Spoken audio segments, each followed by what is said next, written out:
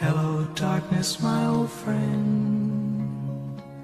I've come to talk with you again,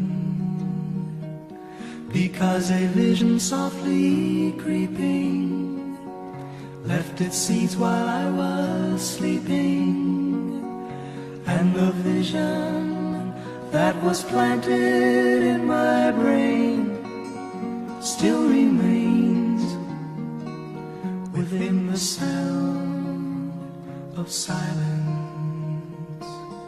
In restless dreams I walked alone, narrow streets of cobblestone,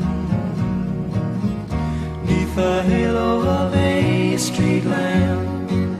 I turned my collar to the cold and damp, when my eyes were stabbed by the flash of a neon light. It split the night and touched the sound of silence,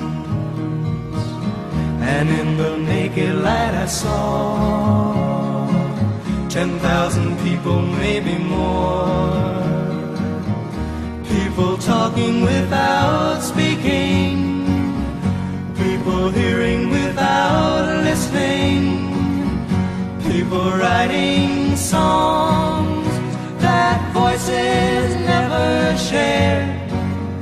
No one dared disturb the sound of silence. Fool, said I, you do not know,